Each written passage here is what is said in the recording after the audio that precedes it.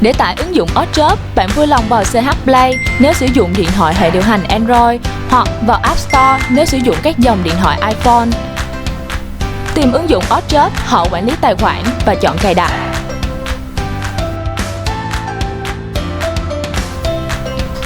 Sau khi cài đặt, hãy mở ứng dụng, bạn sẽ đến trang đăng nhập đầu tiên. Bạn có 4 cách để đăng ký tài khoản. Cách 1, đăng ký bằng số điện thoại. Cách 2, bằng tài khoản Google. Cách 3, bằng tài khoản Facebook.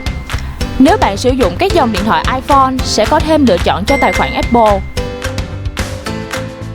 Khi chọn đăng ký bằng số điện thoại, hãy nhập mã xác nhận từ tin nhắn SMS và nhấn tiếp tục.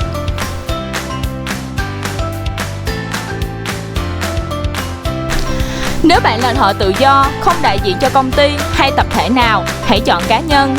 Nếu bạn là công ty, tập thể, đội nhóm cung cấp dịch vụ, hãy chọn công ty.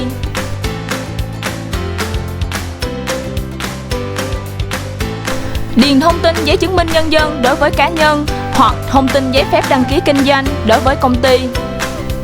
Sau đó, nhấn vào các vị trí hướng dẫn trên màn hình để chụp ảnh hoặc tải ảnh đã có sẵn.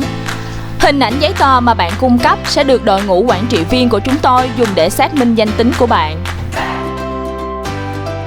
Với thợ cá nhân, bạn sẽ cần chụp thêm ảnh chân dung để quản trị viên có thể so sánh và xác minh với giấy chứng minh nhân dân mà bạn đã cung cấp. Bây giờ, bạn hãy chọn các ngành nghề dịch vụ mà bạn có thể cung cấp cho khách hàng.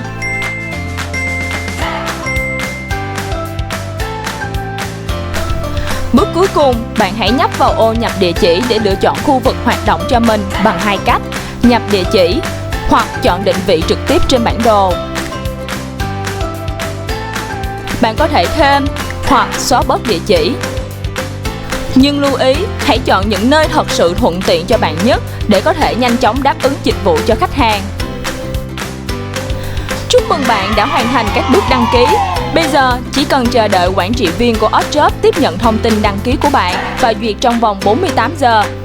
Hãy gọi đến hotline 028 35 35 4030 nếu bạn cần được hỗ trợ thêm.